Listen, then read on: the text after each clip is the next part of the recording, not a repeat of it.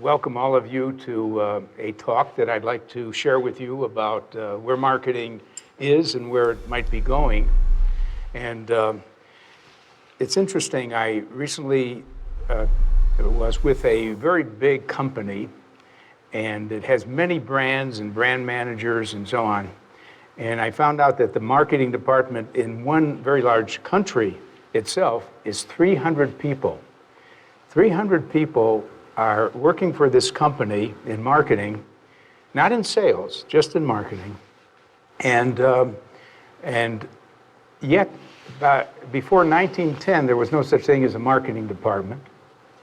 And as a matter of fact, there used to be maybe 2 or 3 people who might say they're marketeers working in the sales department, maybe in the 1920s. They were specialists doing a few things to help the salespeople, and now we have maybe 300 people in one country for one huge multinational that do marketing. So let me share with you some of the history of this development. It's very interesting that marketing and sales are often confused. Sales has been around forever. We trace it back to Adam and Eve and the snake selling Eve on convincing Adam to eat the apple. So selling is an old idea. Market, the word marketplace or a market is an old idea because even in Phoenician times, people would bring wares from one part of the world to another part, and people would sit on the street and sell different produce and little objects. So markets existed. Marketing became a word around the 1910s, and it meant to deal with markets. You are marketing when you're working with markets.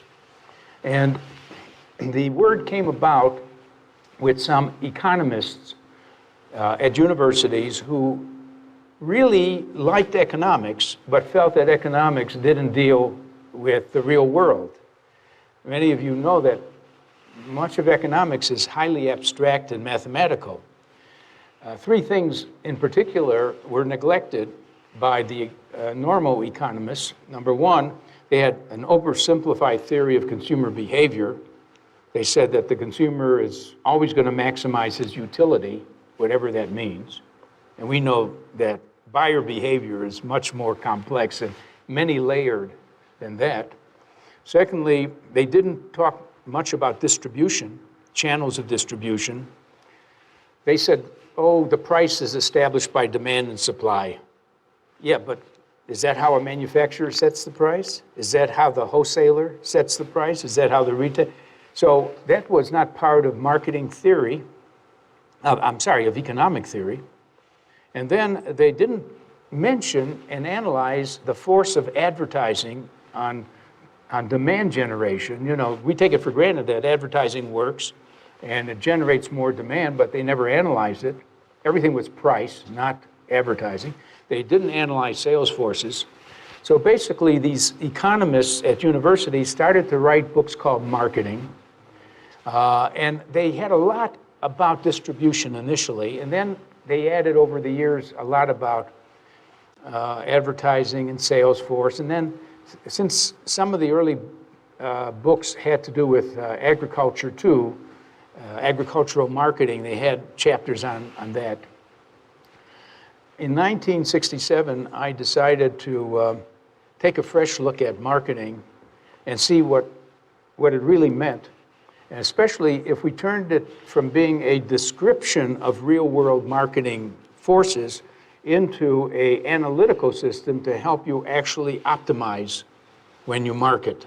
You know, you see the difference between the older books which just described 5 things a wholesaler does, 3 things about a good salesman, a lot of opinions and so on, not very empirically researched.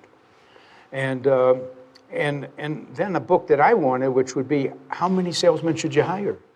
What's the optimal amount of money to spend on advertising? What is the optimal price to charge? So I made it more decision-oriented rather than descriptive. And so the real question became then, what is marketing and sales? What's the difference between the two? And it became a question because a lot of people always thought marketing is just another word for selling and sales. And in the beginning, it turns out that marketing started to help salesmen sell better. Why? Because the salesmen didn't have time to do three things. They didn't have time to do marketing research, because that takes time to knock at doors and interview people. And they weren't skilled at that either. And there was work involved in getting leads, that is, to know where the hot prospects may be. And there's also a need to write some communication material, whether it's TV commercials, whether it's brochures. And why ask the salesman to do that? They want to just be selling. So in the original sales departments of many companies, they added 3 other people who reported to sales. Someone who was good at marketing research, lead management, and also communications. But then, as we began to get brands, you know, Procter & Gamble would have not only a detergent, but 8 different boxes of detergents, 8 brands. So you have to have brand managers. And brand managers have to write a brand plan. And the departments got bigger, the marketing departments, and they needed a separate department. So marketing became separated from sales. So basically, I began to realize those 2 sides, who should be partners, are really enemies often. I wrote an article in the Harvard Business Review 2 years ago called Ending the War Between Marketing and Sales.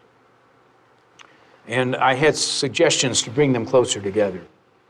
Now, in any case, marketing became a separate department. And then I began to advocate that there be 2 marketing departments. The big one should be concerned with only one thing: selling what you're now making, getting it sold, getting it out of the warehouse.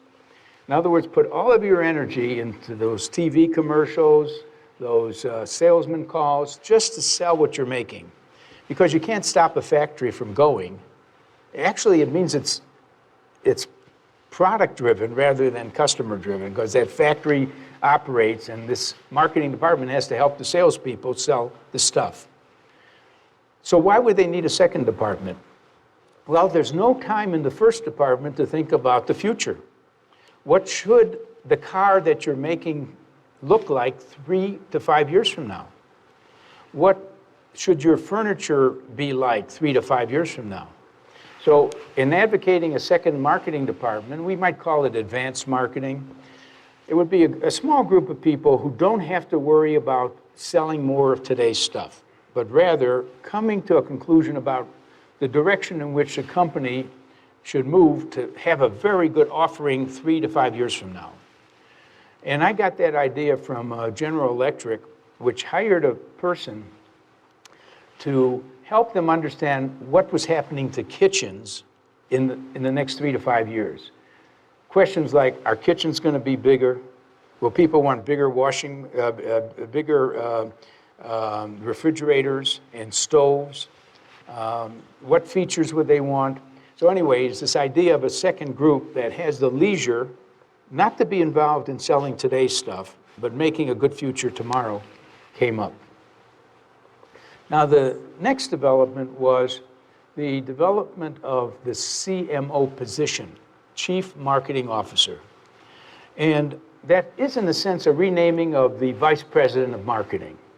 There have been Vice Presidents of Marketing, and maybe the emphasis of this term chief is that there's other chief officers, right?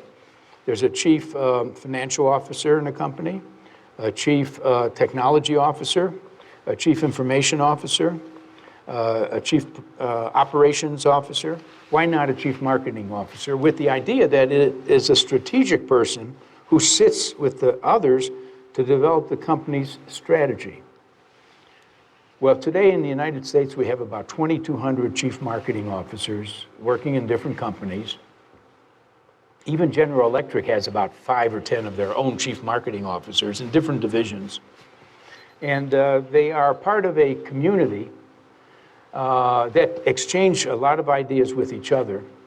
And a chief marketing officer has to do a number of things. One, get the rest of the company to be customer-driven, not product-driven, customer-driven.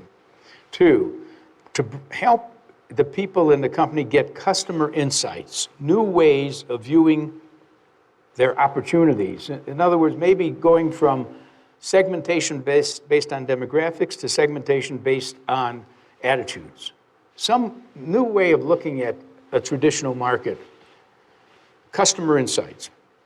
Third, find a way to evaluate the different products of the company between those that should be given a green light because they're healthy products selling well, those that should be given a yellow light because they are sort of in between, and those which should be dropped because they're going nowhere. They're using up the company's resources. So I think that the CMO should also have a responsibility of making suggestions about the product mix. And then the fourth thing would be the metrics, how to measure the value added by marketing. You must know that the marketing is, when you do a commercial, a TV commercial, did it work? Did the campaign work? Was it worth the investment? How do you get metrics? And so the chief marketing officer today has to build a system with the agreement of the chief financial officer, who has to dish out the money, that they agree on how we're going to measure the return on marketing investment. In fact, we have a name for that called ROMI, R-O-M-I, Return on Marketing Investment. So that's sort of a picture of how far we've come from Adam and Eve and just selling to marketing, which was a 3-person department within sales, to a big company with about 300 marketers, and to chief marketing officers. And that's just the beginning of the story of where we are today. Which are the most common mistakes or errors companies make when designing and implementing a marketing strategy?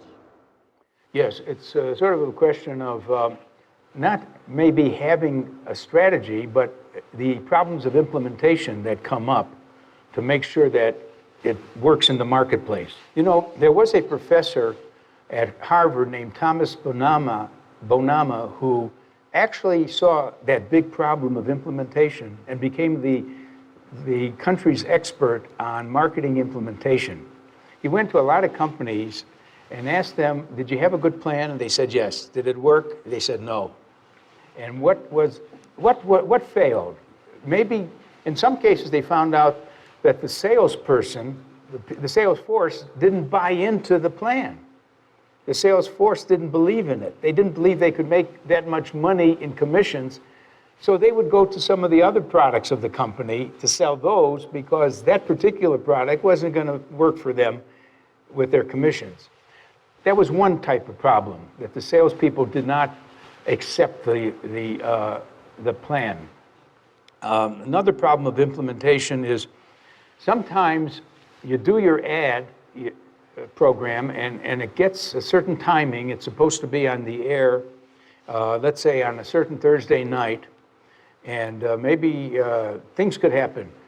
Thursday, there was a lightning that struck and many of the houses lost their electricity. So that campaign never started that time.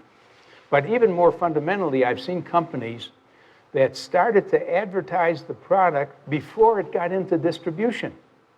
So I notice a medicine that interests me. I saw the ad, I go to the store, and the store says, oh, it hasn't come on stock yet. They haven't shipped it yet. So there are many implementation problems. I'm going to give you one more that's interesting. I went to buy a camera, and I wanted to buy a Sony. Why? Because the Sony people had convinced me to want a Sony from their advertising. I go into the store, I end up buying a Sharp. You mean after all that work of their building my preference for a Sony, what happened? Well, a lot happens in the store. Maybe the salesman was being paid to sell the Sharps. Maybe the Sharp had a feature I had not known about, which the Sony did not have, so I preferred the Sharp. Maybe there was a big point of purchase display in the store about the Sharp that got my attention. In any case, this is a new field of investigation called shopper marketing. What happens in the store? Because usually the brand managers finish by just getting us motivated to prefer their brand, but they don't go out of their office to see what's happening in the store. What should be the role of a CMO in the business scenario in those days? Yeah, well, the CMO, as I said, is more or less a person with several roles, as I say, to get the company customer-driven, and to get customer insights, and also to get the product mix straightened out. But more importantly, the reason we chose the term chief is we want that person to sit with the other officers when they make corporate strategy or brand or product strategy. Now, let me explain what I mean. It really raises the fundamental question: is the marketing department basically a cost center, a service group, or is it the driving force that makes a company successful and builds the company's future? I like to see the marketing department to be the second thing rather than to be just a service and cost center. But if you don't have a CMO, it's usually just a service center. Let me give you an illustration. In a company called Suro, which makes pharmaceutical products, I asked them, how do they use marketing? Oh, we only use them at the end of the process. When we've decided on a new drug and we made the pill, we need to choose the color of the pill. So we call in marketing. Like it's a big thing, whether it's a purple pill or a blue pill. And when we have to decide on the packaging, we call in marketing.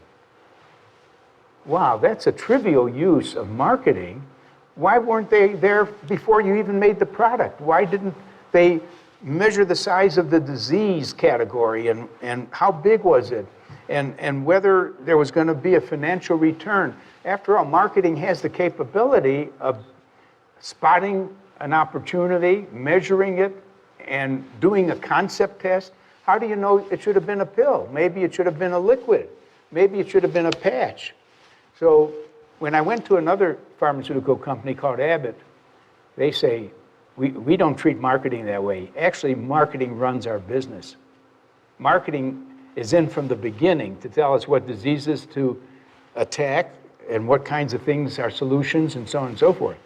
So I really want the CMO to be participating in driving the firm to a prosperous future. And by the way, the difference is made sometimes by the personality of the marketing people, and particularly the CMO. If your CMO is anyone like Steve Jobs or anyone like Richard Branson, you have a terrific leader of marketing, right? Look at how the role of the creative person. When a person is so creative in marketing, then of course they should be part of driving the business of the future of that firm because they have big ideas. See, marketing is both art and a science, and I'm talking about the art side, which is to really have big ideas. Could you give us some ideas or examples of the concept that you measure and how do you measure them for the roaming? Yes. The question is, we need metrics to know if we're getting our return on marketing investment. ROMI is return on marketing investment. I think that this is a problem that is continually being worked on, and I wrote out a list of 100 different metrics for different parts of marketing, which really answers the ROMI question to some extent. For example, we judge sales forces by how many calls they made, how many closings of the calls where they got a sale, what was the cost per sale. So for sales itself, there's a lot of metrics. There's a lot of metrics for distribution. If I'm selling automobiles through different dealerships, they're all selling my Chevrolet car or whatever, I can figure out who are the more productive dealerships and even find out what is it about the more productive dealerships that's different than the less productive dealerships. So when you break down marketing, not into a global measure, but into a measure of narrower things like the dealers or salesmen or even ad campaigns, you'll get some sense of the contribution of marketing. You talked about how in-store advertisement and there's also advertisement TV. I want to know, what do you think nowadays we have a lot of information, consumer has a lot of access to information. Yes. Where do you think our investment should be right now on the decision of the consumer? And even between TV advertising and in-store advertising, there's a trade-off. But I think with the new social media, here is the thing we should do. Number one, do not drop traditional media. You've been using it. You know something about whether billboards work or print ad works and all that. But you got to start factoring in social media. Now, don't do it the way a particular company did it. They got so excited about social media that they took half of their advertising budget and put it into social media. Now, the problem is they didn't know what to put it on, so they just threw it into different things. They threw it into Facebook and Twitter and so on, and nothing seemed to work very well. So that was a mistake. The other company that I know that took 10% of the initial advertising budget and hired a young netizen. Now, a netizen is the name of someone who's a citizen who knows the net, a netizen. Now, that means a young person who grew up with these things and says, hire me, I can figure out, I'll put it on Facebook and I will see whether I can build a community for our company. You know, Coca-Cola has a whole community on Facebook that people are fans of Coca-Cola and they turn to that in Facebook. So that's the way to start. Now, once you start a few things like that with the right person doing it, and he's beginning to, or she's beginning to see results, if the results are good on certain media, go up to 15%, not 10%. Do it gradually, and then recognize that the traditional media could be used to influence the social media and vice versa. For example, on a traditional media, I might have a big TV commercial and then it says, for more, go to Facebook. Good. Because really, a big ad on TV is going to be very emotional, hopefully, and it can't say much. It's not what we call rich media. But they said, for more information, go to our Facebook site. That's rich media. Now, the same thing could start with something on YouTube talking about and showing the big ad. So basically, we hope that we call this blended media. Some people at my university invented a thing called IMC, that is Integrated Marketing Communications. And by the way, it covers not only media, but it covers public relations. It covers your salespeople talking to other people. Everything communicates. So IMC has a whole textbook called Integrated Marketing Communications on how to get all those synergies working for you. Thank you very much for your questions and participating. Thank you.